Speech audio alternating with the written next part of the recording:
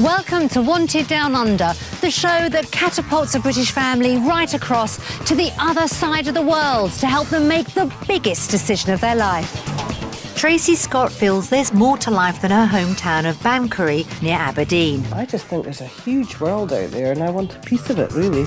Husband Graham, who's a carpenter, agrees and thinks New Zealand could hold the answer. I feel as though there's going to be a lot more opportunities for my two little ones here and myself. But Tracy knows that moving away from Scotland could have huge emotional consequences. My dad, who is sadly no longer with us, used to always say that it's people that matter, not the place. Most of my friends I've known since I was 13, and there's just nothing that will ever replace that. And how will 5-year-old Prue and 10-year-old Dugan cope so far away from their grandparents? Don't want to come. Aww. Let's see whether their week in New Zealand will help them decide whether to move where they're wanted down under.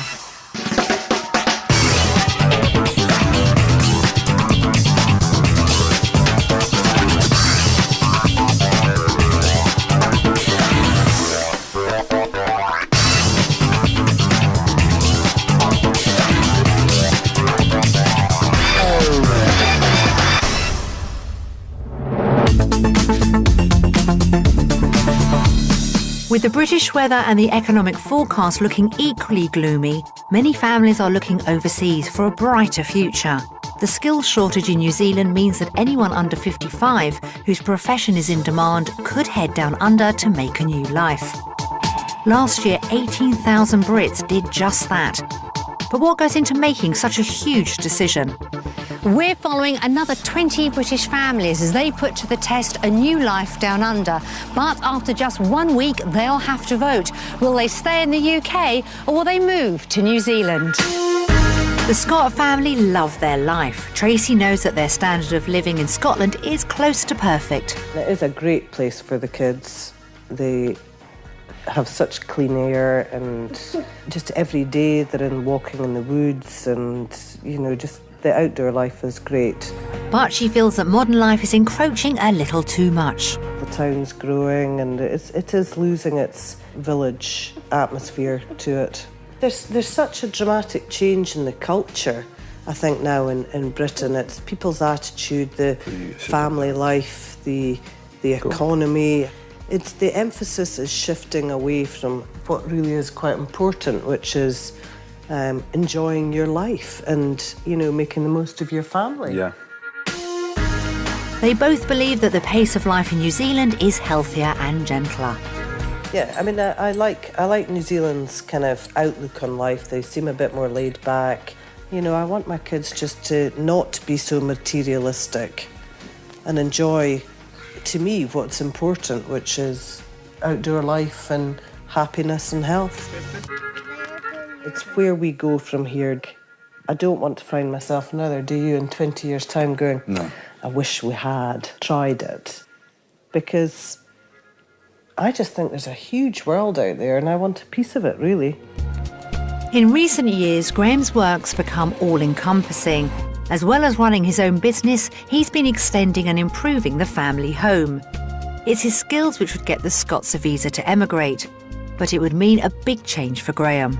If and when we do immigrate to New Zealand, I'm going to have to go and start work for obviously a company until possibly I can maybe find ways and means I've been able to support ourselves again, being self-employed, which means I'm going to have to start taking orders again.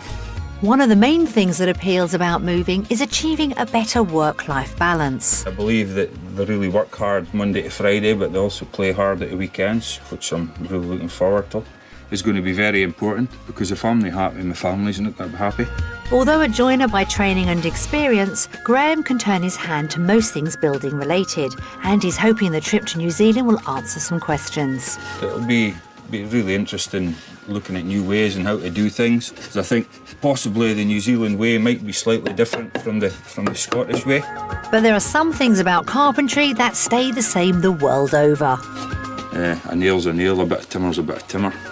But the possibility of leaving a close network of family and friends gives Tracy pause for thought. I'm quite nervous of leaving all my friends and my social life and my get-out clause when things get, quite tough. Yeah, that's going to be quite hard. They are close to their grandparents, and you're very close to your parents, so yeah, that is quite a difficult one. And Graham knows it's not going to be an easy choice. I think this is certainly going to be the biggest decision that we've ever had to make. I mean, I'm 100% into moving. I mean, I've just about sold my business to somebody I know, and I'm just ready for the move. We gave the Scots the chance of a lifetime. A trial week in New Zealand to find out whether it's everything they dreamt it would be. We found 3 different lifestyles for our family to sample. One in the country, one in the city, and one on the coast. Each one with the offer of a job and a brand new way of life for them to enjoy on their budget. First, let's take a look at the country lifestyle. In the countryside around Christchurch, your family can enjoy a quiet lifestyle in the relaxed great outdoors, surrounded by nature and beautiful scenery. Medford boasts homes with plenty of outdoor space, but you have to pay for it. 4-bedroom properties here range from £200,000 to £290,000. There's a foreman's job with a salary of £29,000 a year at this small building company. Co-owner Nigel Hodges tells us more. We work here in rural Canterbury. As you can see, we've got a great backdrop. We're a young business and we started 8 months ago building these big dairy sheds. We've got 15 people which work in 2 teams, and we treat our guys like part of the family. It's a great country family lifestyle here. Graham, we've got heaps of sheds and houses to build. It's a nice rural community. It'd be great to see you when you're down here. So that was the kind of lifestyle they could enjoy in the country. So let's see what might be possible in the city on their budget. Overlooked by the spectacular Southern Alps, Christchurch is the South Island's largest settlement. Nicknamed the Garden City thanks to its expansive parks and gardens, Christchurch is also a place where art, music and culture are celebrated. Property prices around the city centre of Christchurch are lower, with a family house averaging around £140,000. This construction firm is looking for a carpenter to join a team of 10 and offering to pay around £10 an hour. Danny Whiting tells us more. We construct buildings like this and refurbish buildings like this. Graham, we've got a great city lifestyle here in Christchurch with loads of restaurants, cafes and bars, great schooling for our children and loads of outdoor space. Graham, Christchurch is a really cool city and we have a great company. It certainly spins my wheels. So I hope you'll come and see us when you come down to New Zealand. It looks like their lifestyle could shape up pretty well in the city. But what about a new life on the coast? With stunning coastal scenery and great beaches, Christchurch offers an idyllic lifestyle. And with activities ranging from surfing to dolphin watching, there's plenty to see and do. With views like these, property here is a little more expensive, with the average family house costing around £180,000. This nationwide building company is looking for an experienced carpenter, offering to pay around £10 an hour. Ricky Stratton explains more. Christchurch is a great little area to work in, a great lifestyle, great people and great teams. 6 years ago I came to New Zealand just to ski. Skied for a couple of years and then came to Christchurch, and this is the best city I've ever been to. The lifestyle here is excellent. Fixer Building Services is a wonderful company to work for here in Christchurch. Hope to see you down under soon. So, did the Scots feel that the quiet life in the country around Medford was for them? Or did the steeper property prices put them off? Was it to be the green spaces, culture and cheaper houses in Christchurch? Or perhaps life on the Canterbury coast with affordable homes would hit the spot? So 3 very different possibilities for our family to try. So which one did they think would suit them best? The Scots are test driving a country lifestyle in New Zealand's South Island, and touchdown in Christchurch a little bit the worse for wear. We worked out it was 36 hours, wasn't it, from start to finish, so a long time. Graham is pretty upbeat about the week ahead. I'm really looking forward to this. Well, the main thing in the mind is if we like what we see. But Tracy's worried about Graham's work prospects. You want to know you're going to have a job in a year's time. With Graham having his own business, you know he's got job security, but to give all that up and work for a company would be very difficult. Well, I think the best scenario would be to maybe be offered a half-decent job. And the worst scenario would be for it to rain all week.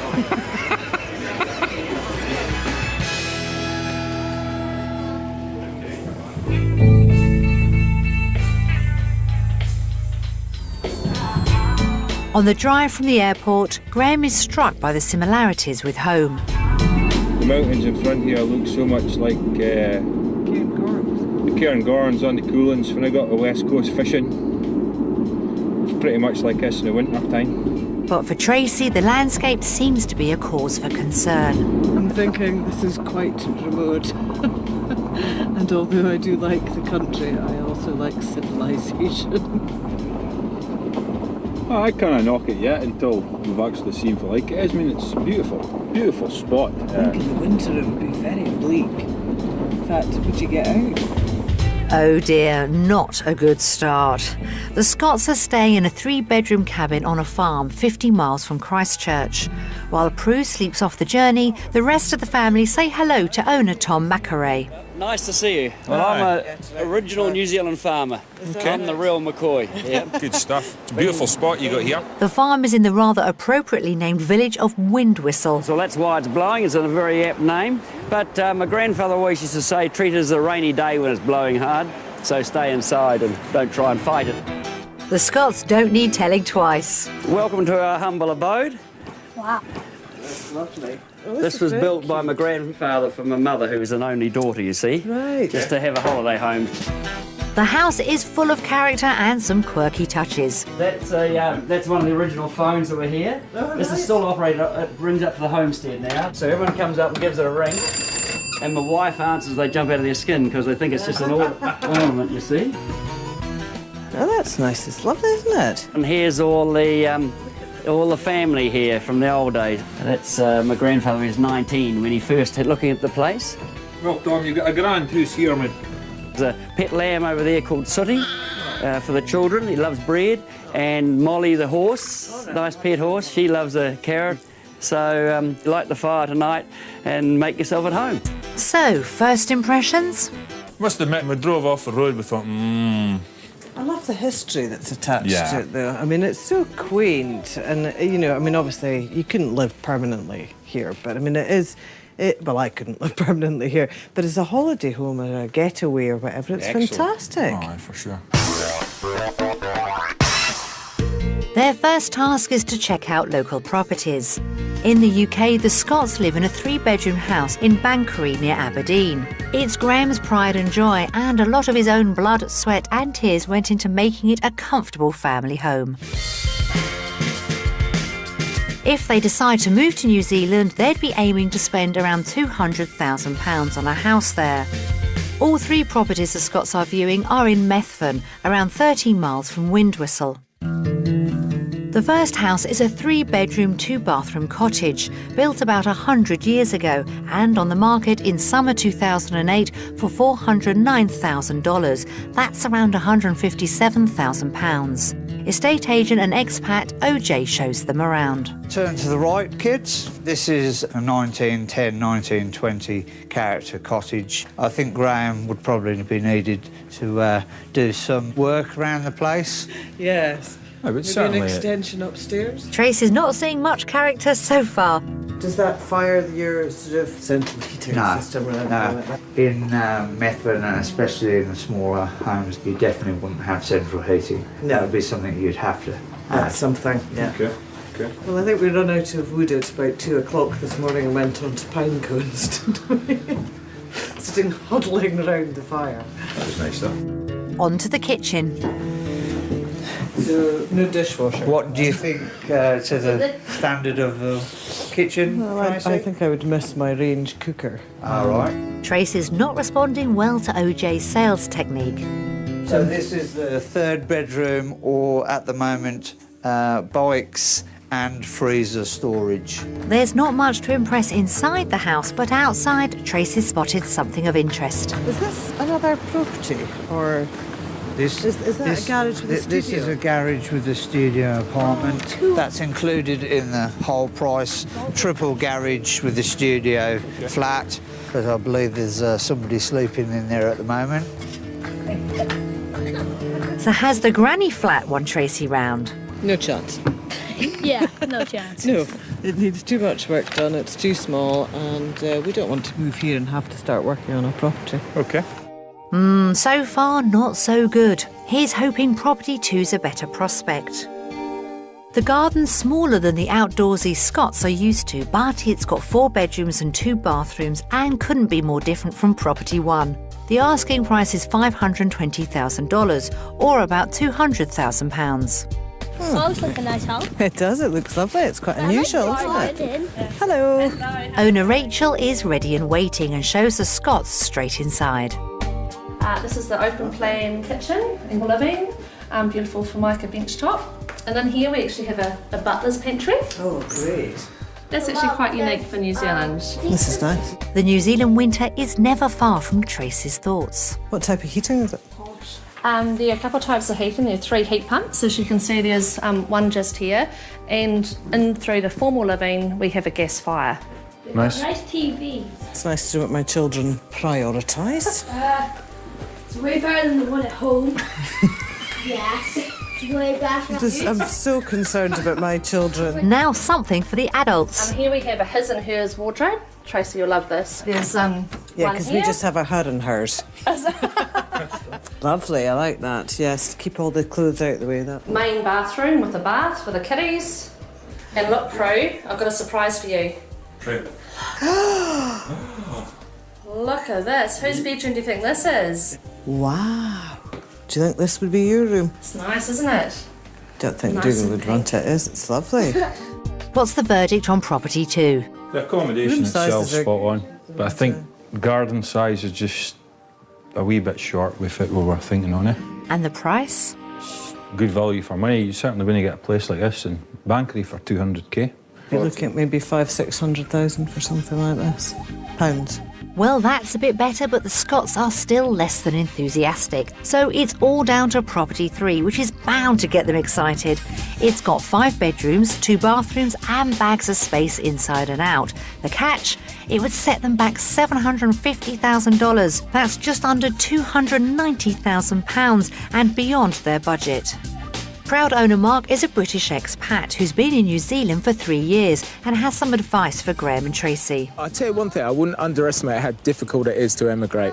The first 2 years, you always want to go home. It is hard. The children do miss their grandparents. Yeah. There's no 2 ways about it, and you're too far just to pop home. That's going to cause Tracy some concern. But now back to the matter at hand. Come in and see the house. Good, thank you. Wonderful. Let me show you around. This is the area where we do most of our entertaining. Cool. Now, this is the main family area of the house. Very open plan. It's our dining room, family lounge and kitchen. This is lovely, isn't it? Lovely, yeah. It's very simple and plain and clean lines and a very easy house to live in, I think. If you'd like to come through, I'll show you Georgina's room. How old's Georgina? Georgina's exactly the same age as Prue. Look how tidy this room is, Prue. Lovely. You too could have a room like this. Prue? Back in Scotland? Is your room as tidy as this? Is it? I've just seen her nose. Right, I'll show you. This is, we use this as our guest bedroom when people come round. That all-important spare room for visiting friends and relatives would be vital if the Scots were to move. Have you had friends from England come over to see you yet? Or? One set of friends have come over last Christmas. Crikey, one lot of visitors from the UK in 3 years. Upstairs, there's a surprise for Tracy. Lovely. Look at that view.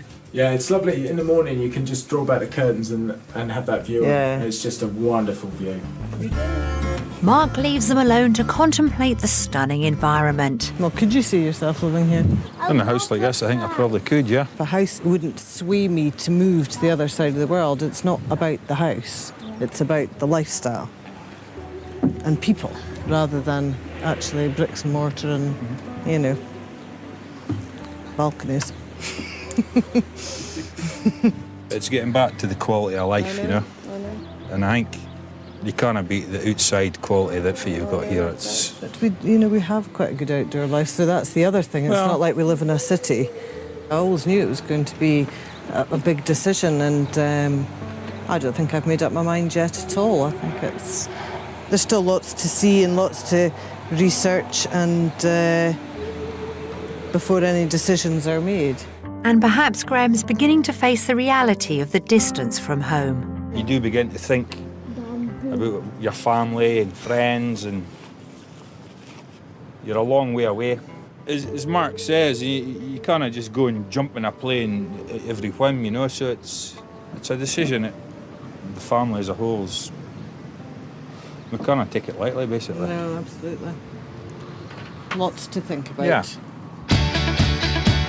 Although Tracy knows property is only a small part of their huge decision, it's clearly important that they all like what's on offer. She hated Property 1 despite its large garden and didn't like the idea of Graham having to do lots of work to it.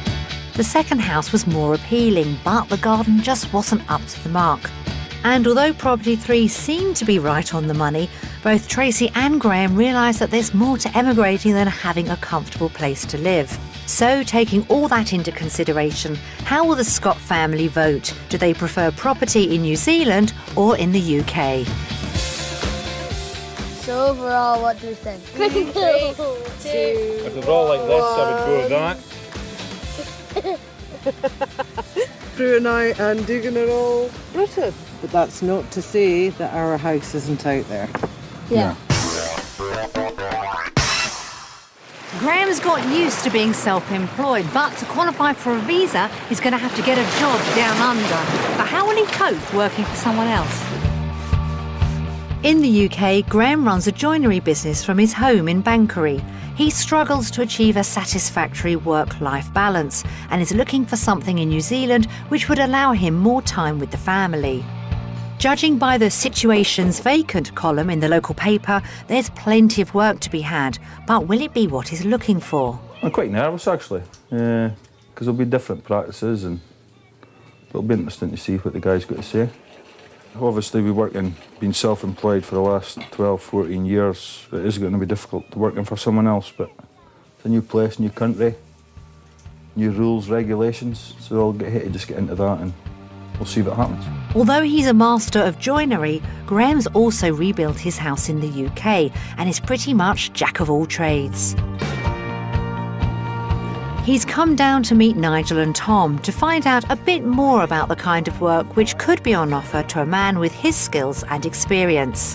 What are you actually building here? This is a 60-bale rotary shed with a round yard, so we've stripped the topsoil off and we're just getting the base course down, and then the site's really ready for the building team to come in and start the project. Okay. So how does that compare to what you'd normally do over? Well, it's obviously slightly different. I would normally come in maybe after this guys have been done and dusted, and then come in and do the more the carpentry, joinery side of things. Yeah. But it'd be nice to get involved and just to see how you guys operate across here, because there's obviously be different legislations, etc., etc., and just different methods and how to work. I'm really looking forward to getting my teeth into it and getting stuck in. Meanwhile, Tracy, Dugan and Prue are making the most of the beautiful surroundings and weather to go exploring. Do you like a fish? It's a big salmon. Isn't this great? Tracy's aware how important today is for Graham. I think he absolutely needs to find something that he likes doing, because when Graham's not happy, the whole family suffers.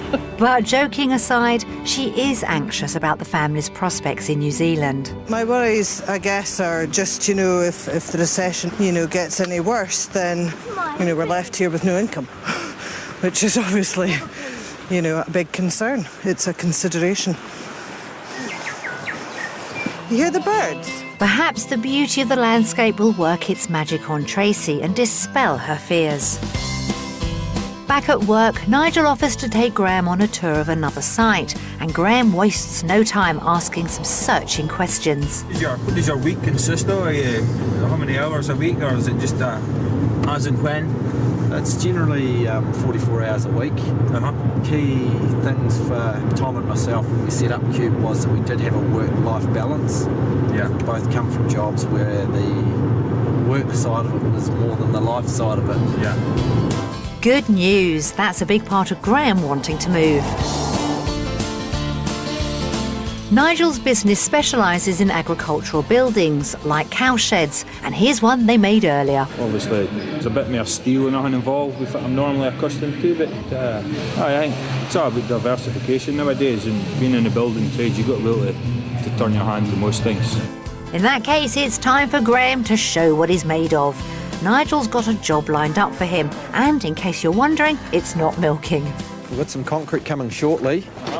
And we're just going to create a little bit of a spillway below this pipe down here. Yeah. But I want you to be looking after these guys and taking control. Okay. No pressure at all. No. Well, look at you, a good man here. I'm the smallest one of the lot. Far from allaying her fears, Tracy's walk in the countryside with the children has forced her to face one or two home truths. I think Methven's a bit too quiet, to be honest. I think it's a bit too rural for us, isn't it? My dad, who is sadly no longer with us, used to always say that it's people that matter, not the place. And in fact, it was one of the last things he ever said to me, so I kind of haven't been able to get that out of my head. Most of my friends who I've had all my life, and there's just nothing that will ever replace that. So does she think New Zealand has what it takes? I always thought it was going to have to be quite special because of the life that we do have. And I think the life we do have is probably, you know, as far as British standards go, right up there. And I think we all realised that, didn't we? Yeah. I'm just not sure we've actually seen that yet. No. It looks as though this little piece of the huge wide world isn't as special as Tracy was hoping.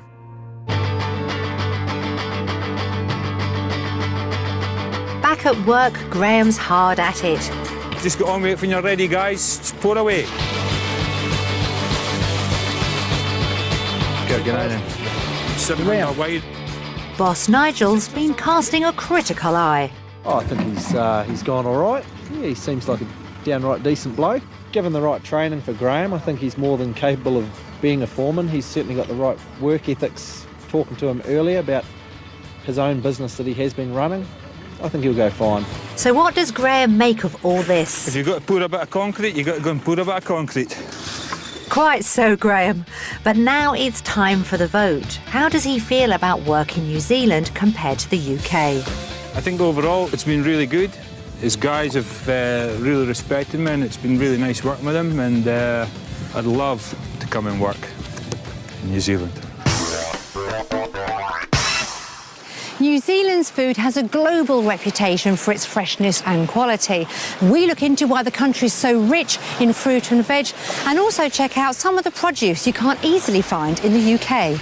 New Zealand grows most of its own fresh produce. Most of our vegetables we grow all year round. And of course we grow a lot of apples and kiwi fruit, citrus and summer fruit. We're growing those all at different times of the year. And most visitors here are really impressed with the fresh vegetables we have and the variety. Oh look, the range is absolutely fantastic. All the thing is good quality. So what makes New Zealand such a fertile land for food production? The climate here in New Zealand is quite temperate, so that certainly does make a difference to the flavour and the quality. And we have some very good soils and good rainfall, which is great for growing produce. In fact, the land yields so much fine produce that 60% of it is exported around the world. So with the UK being a major importer of New Zealand produce, chances are you'll already have had a taste before you get there. But there are a few things you probably won't have seen before. So these are lemonade fruit, so they look very much like lemons, maybe a little bit rougher on the outside. Tastes like lemonade and very popular with the kids. These are tamarillos. They're beautifully red inside. You can just open these, slit them in half like a kiwi fruit and scoop them out with a spoon. Just beautiful. So what do New Zealanders themselves think about their produce compared to the UK's? Well, if you're coming over from Britain, I think the food here is brilliant. A really, really good variety. And I think that the prices here are really competitive. So Graham and Tracy, to get the most out of your weekly shop down under, here are some top tips. First of all, find a really good place to buy your produce. You've got a range of outlets, so get someone who knows what they're talking about. Second, you can get value for money by shopping and buying what's in season at different times of the year. Thirdly, I think just try some of the different things that we have, really experience the flavour and the health benefits of the products here in New Zealand. The Scots from Banchory near Aberdeen are giving life in New Zealand a trial run for 1 week. The long journey impressed upon them the distance they'd travelled, but the landscape of the South Island was a reminder of the home they could be leaving behind. Tracy found the properties within their budget didn't live up to expectations, but Graham was certain he could find fulfilling work if they were to emigrate. However, the Scots are well aware that there's more to life than work. The new lifestyle in New Zealand, but will it prove to be all they'd hoped for?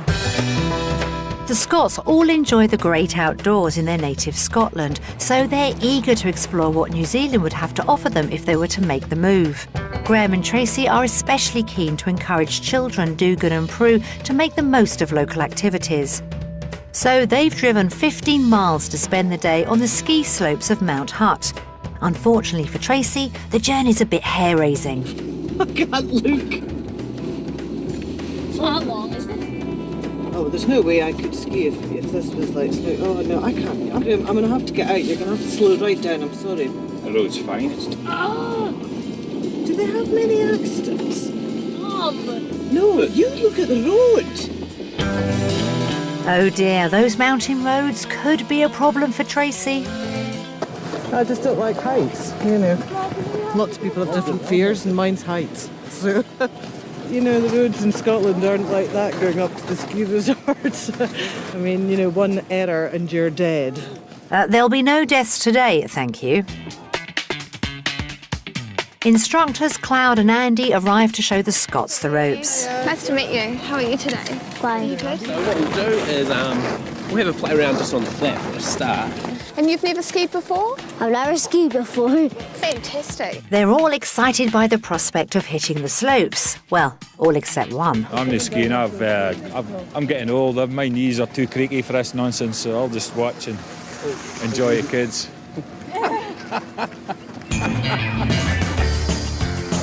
How's that, Prue? Prue's having to get to grips with the basics. Now we're going to start to slide backwards, so we need to go sideways. Okay, keep coming up this way. Hold my hand. That's it. Take little steps. Oh my goodness.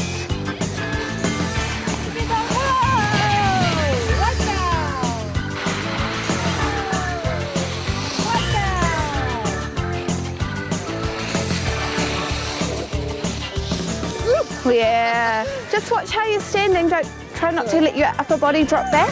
It's all coming back to Tracy, but it's a world away from her previous skiing experience. You just don't really get ski conditions like this in Scotland, so it's a great chance for them. If we moved here, I would hope that the kids would ski and enjoy the outdoor sports, because at winter time it's such an opportunity for them. So yeah, absolutely. I really hope they do get into it.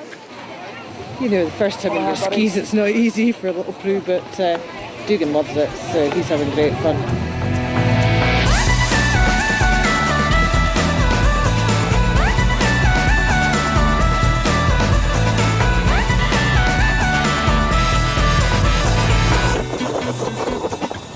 Oh, ouch.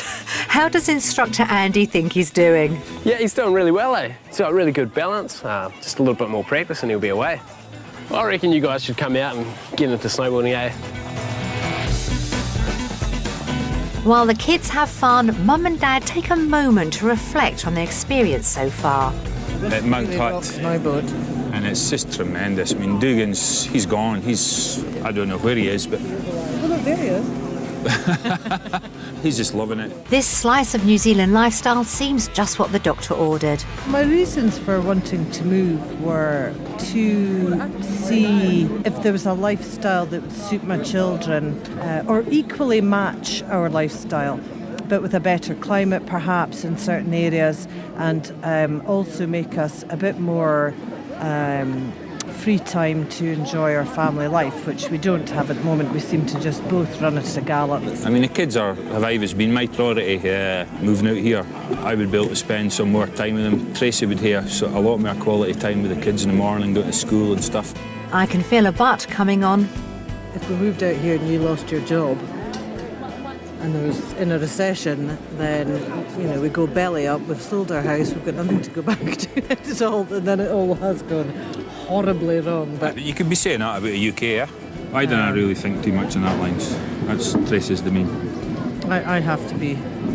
I'm the one that looks She's the family, I think, finances. And those thoughts of home keep cropping up. I have my mother and family in Aberdeen, and you have your family in Aberdeen, and, you know, none of them are, you know, getting any younger, and it is a worry if you're at the other side of the world. Yeah.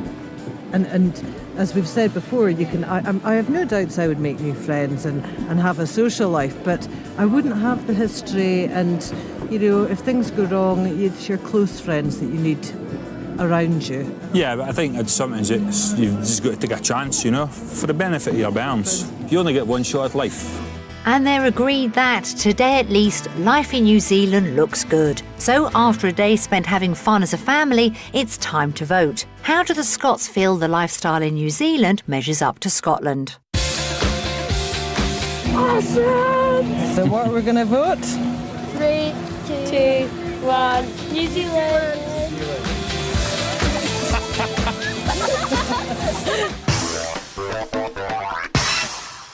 For the Scott family, there have been pros and cons all along the way about emigrating to New Zealand.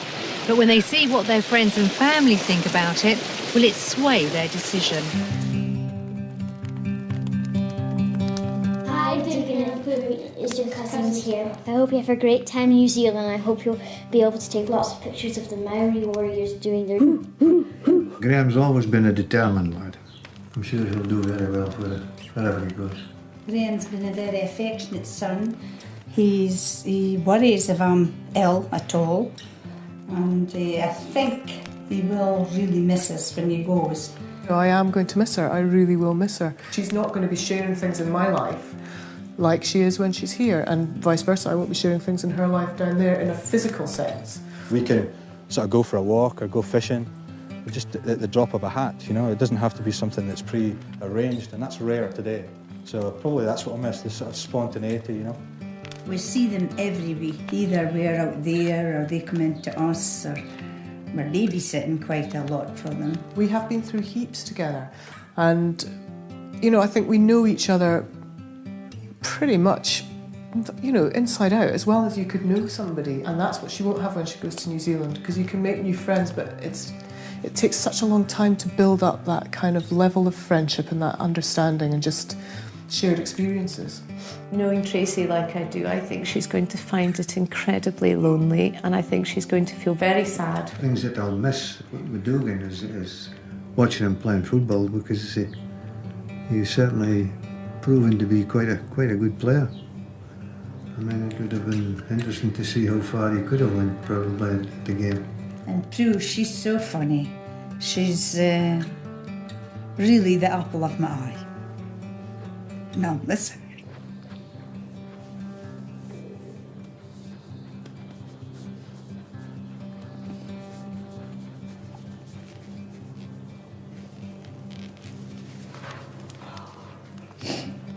I'm feeling very emotional. It's just hit me. You know, have a great time. I know you're probably lonely. I know you're probably missing people, but stick it out. It'll be worth it. What can I say? I mean, you're going to be a great miss, but I'm sure everything will turn out fine. Well, Graham and Tracy, I hope that you've chosen the right way. I'm sure you have. And if this is what you want to do, you've got our blessing. Please be good, children.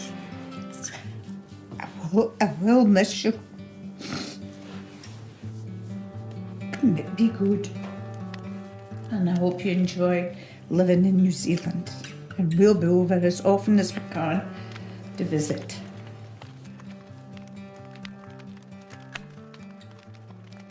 That's quite You're sad. crying. Just a little teary. So, Mum, the time we get home, back to Bankery, can you go straight to Nana's? Do you miss her? No. I think No, You know what Susan said, is exactly what I've been concerned. You can make new friends, but you don't have history. And also, from your parents' point of view, they are so involved with the kids, is it almost selfish to deprive them of their grandchildren to some extent, watching them grow up. What do you think on it, Diggs? Don't want to come. Oh.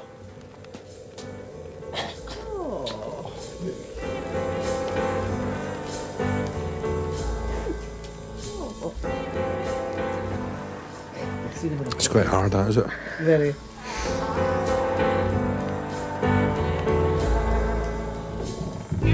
Graham and Tracy were both pretty shocked at the strength of Dugan's reaction. So father and son go for a walk to talk things through, man to man. It just brings it home, does it? Yeah. You only get one shotty, Doug.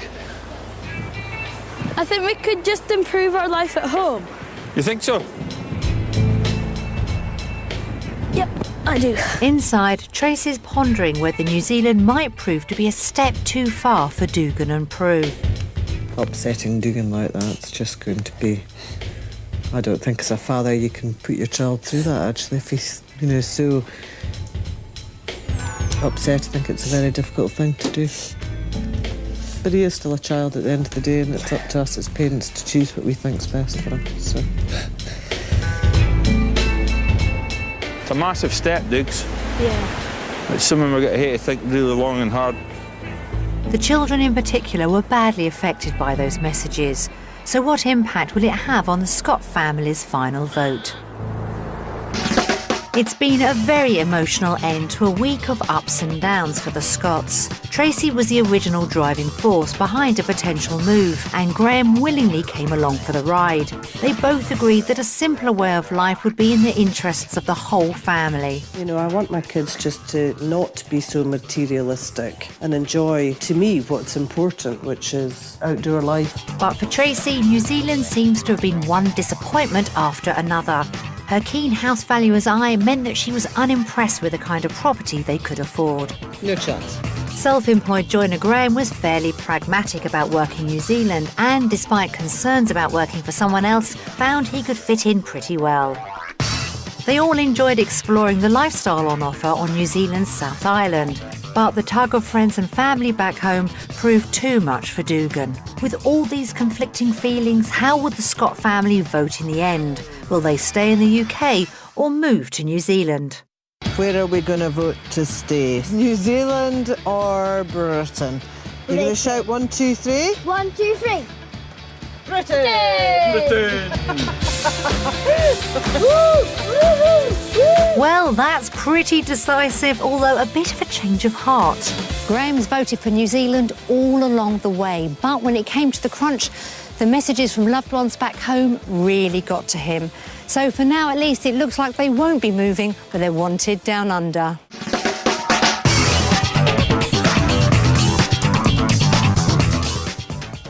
Coverage of the Australian Open, plus a chance to see Andy Murray's exciting game, all on the red button right now. Next here on BBC One, a bathroom door is urgently required for one of the homes under the hammer. Welcome to Wanted Down Under, the show that catapults a British family right across to the other side of the world to help them make the biggest decision of their life. Tracy Scott feels there's more to life than her hometown of Banchory near Aberdeen. I just think there's a huge world out there and I want a piece of it, really. Husband Graham, who's a carpenter, agrees and thinks New Zealand could hold the answer. I feel as though there's going to be a lot more opportunities for my two little ones here and myself. But Tracy knows that moving away from Scotland could have huge emotional consequences. My dad, who is sadly no longer with us, used to always say that it's people that matter, not the place. Most of my friends I've known since I was 13, and there's just nothing that will ever replace that. And how will 5-year-old Prue and 10-year-old Dugan cope so far away from their grandparents? Don't want to come. Aww. Let's see whether their week in New Zealand will help them decide whether to move where they're wanted down under.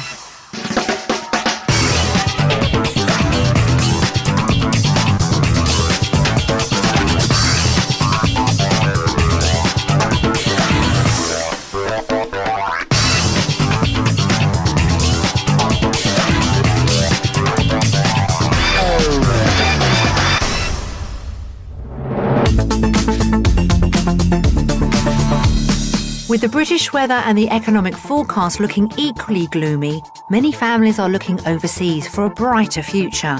The skills shortage in New Zealand means that anyone under 55 whose profession is in demand could head down under to make a new life.